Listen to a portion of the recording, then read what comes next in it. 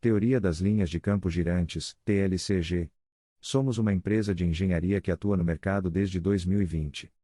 Acompanha-nos pelo site www.ibiaprojetos.com.br e nas redes sociais. Primeiramente queremos deixar claro que esse não é um artigo científico.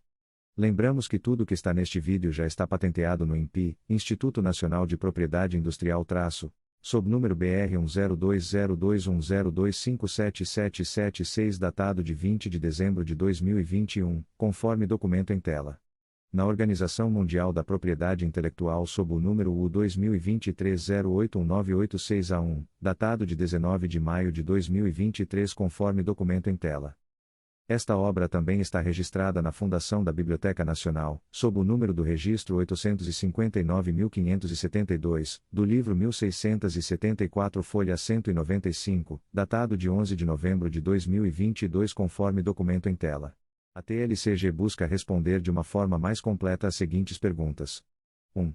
Por que se dá a atração e a repulsão entre dois ímãs?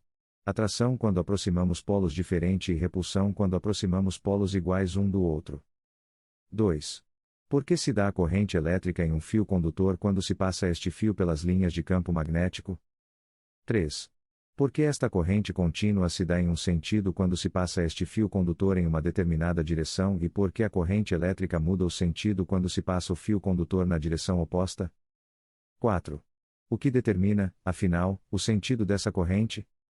É importante ressaltar que a teoria básica atual do eletromagnetismo, apesar de amplamente aceita, não responde claramente a essas perguntas. Intrigado com essas questões, fiz algumas experiências e no dia 28 de março de 1989, cheguei a uma conclusão que está demonstrada nesse vídeo.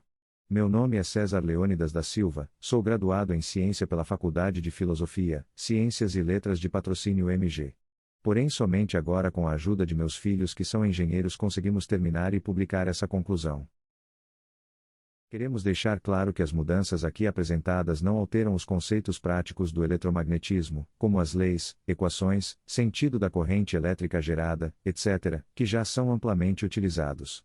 Porém, o objetivo aqui é aperfeiçoar esses conceitos, abrindo espaço inclusive para uma nova forma de se produzir energia elétrica limpa. Também será possível melhorar os processos de transmissão de energia elétrica utilizando-se um supercondutor magnético em temperatura ambiente, SMTA. Nesta apresentação, podemos ver, de forma simplificada, como é a teoria atualmente aceita sobre as linhas de campo magnéticos. Essas linhas de campo saem do polo norte em direção ao polo sul magnético.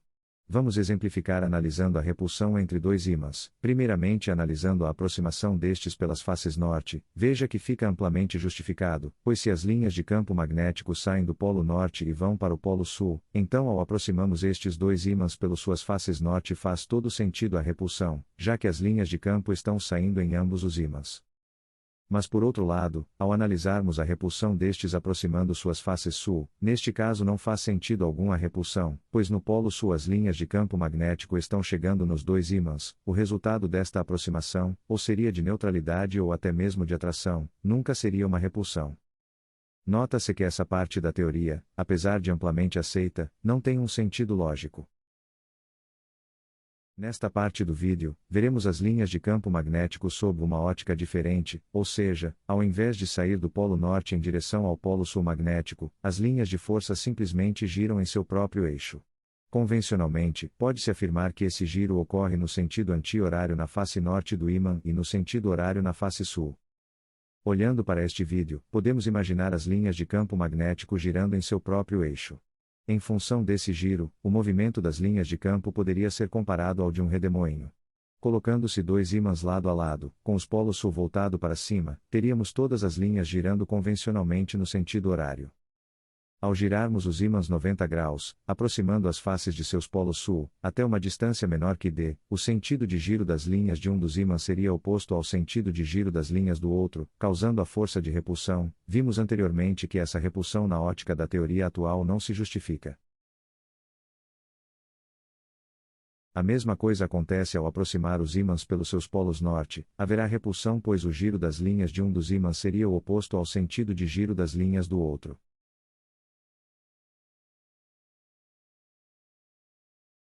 Analogamente, aproximando o polo sul de um ímã com o polo norte do outro, o sentido de giro das linhas seria o mesmo, as linhas se fundem, ficam o giro sincronizado, causando a força de atração. Basicamente é isso que acontece quando aproximamos dois ímãs, haverá atração ou repulsão dependendo se o sentido do giro das linhas de campo magnético está coincidente ou divergente nas suas extremidades. Assim, com esta nova maneira de ver as linhas de força respondemos à primeira pergunta: por que se dá a atração e a repulsão entre dois ímãs? Agora vamos analisar a questão da criação da corrente elétrica. Vejamos. Primeiramente temos a demonstração gráfica da teoria atualmente aceita, com as linhas de campos magnéticos saindo do polo norte e indo para o polo sul do ímã. É de amplo conhecimento que, se um fio condutor for passado rapidamente da direita para a esquerda pelo campo magnético entre os ímãs, as linhas de força o envolverão e criarão nele um campo magnético sem polo, o qual deverá girar convencionalmente no sentido horário ao redor do fio. Ao mesmo tempo, uma corrente elétrica contínua se estabelecerá longitudinalmente neste fio, no sentido indicado no vídeo. Esta teoria, porém, não se sustenta. Se fosse essa a razão da criação da corrente elétrica, esta deveria se formar ao redor do fio, seguindo o perímetro da seção transversal no sentido das linhas de campo magnético sem polo, nele formados.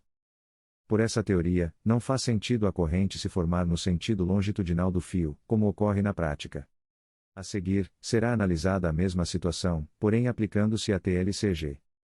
Vemos, agora, as linhas de força girando em seu próprio eixo.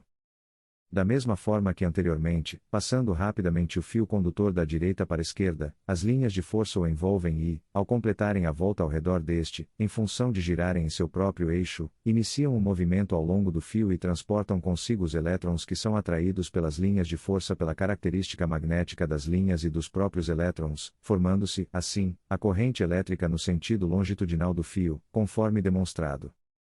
A corrente se dá pelo movimento giratório das linhas de campo magnético que se movem ao longo do fio levando consigo os elétrons.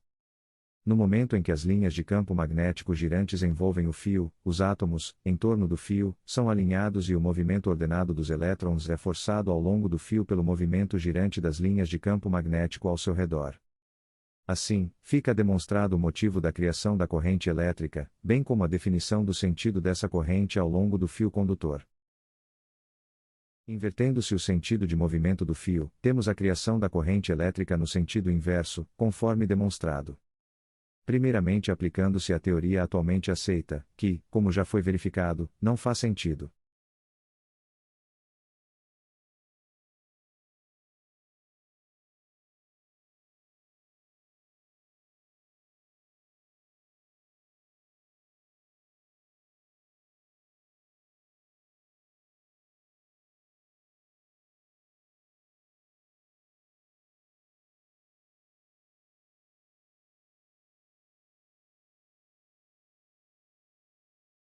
Aplicando-se a TLCG, fica demonstrado o motivo da criação da corrente em sentido contrário, com a inversão do movimento do fio pelo campo magnético entre os dois ímãs.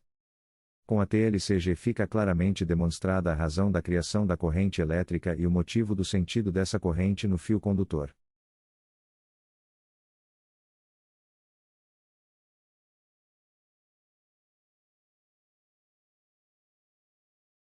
Para confirmar a TLCG, considere-se, agora, uma situação com dois ímãs próximos um do outro. O inferior com a face norte voltada para cima e o superior face sul voltada para baixo. As linhas de forças analisadas neste exemplo serão as que ocupam o espaço entre os dois ímãs. Pela teoria atualmente aceita, quando uma corrente elétrica percorre o fio no sentido apresentado, surge um campo magnético sem polo ao redor do fio, convencionalmente no sentido anti-horário. Com isso, o fio tende a se movimentar da esquerda para a direita. Invertendo-se o sentido da corrente no fio condutor, como apresentado, o sentido do campo magnético também se inverte e o fio tende a se mover na direção oposta. Porém, não há uma explicação lógica para esse movimento.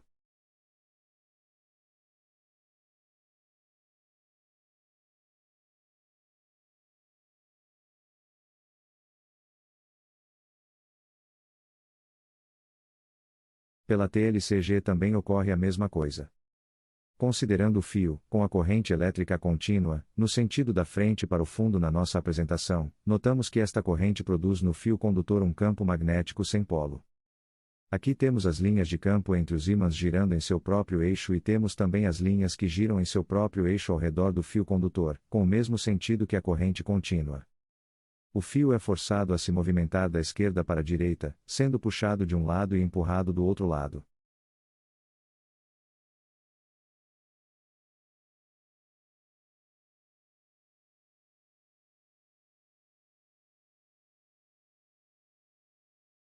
Ao inverter a corrente no fio condutor, neste caso do fundo para frente de nossa apresentação, o campo magnético no fio também gira no seu próprio eixo, no sentido inverso ao anterior, acompanhando o sentido da corrente contínua. Nesse caso, o fio é forçado a se movimentar da direita para a esquerda.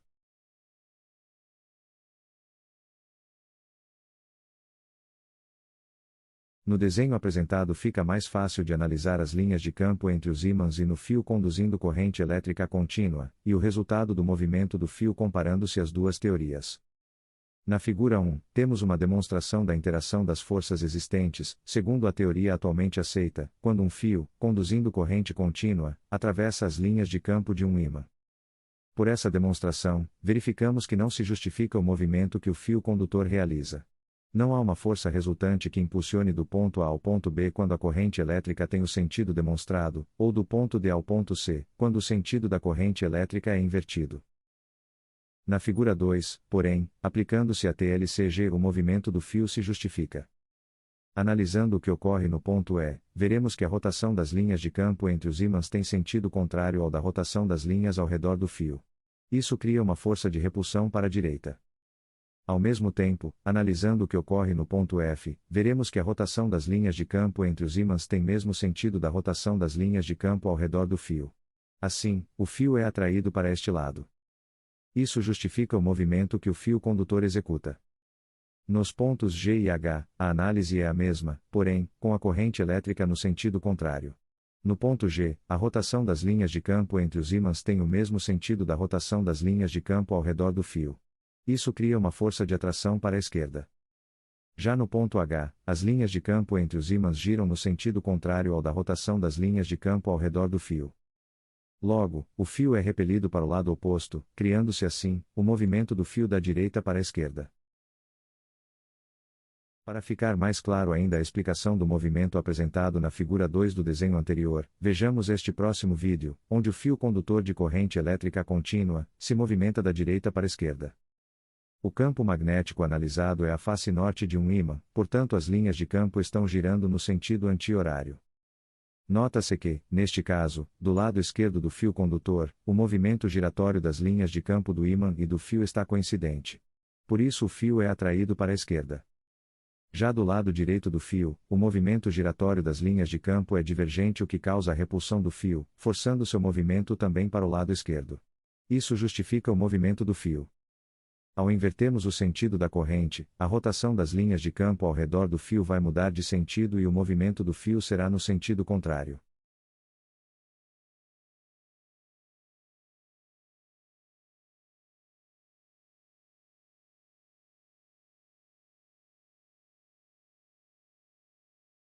Seguindo esta ideia, conseguimos idealizar o motor puramente magnético, MPM. Para a construção desse motor, será necessário obtermos um ímã sem polo. Na imagem apresentada, temos neste exemplo, 4 ímãs sem polos, ligados a um eixo central e instalado próximo a um ímã permanente, nesta apresentação com a face norte para cima. Desta forma e seguindo a TLCG, acreditamos ser possível a construção deste motor.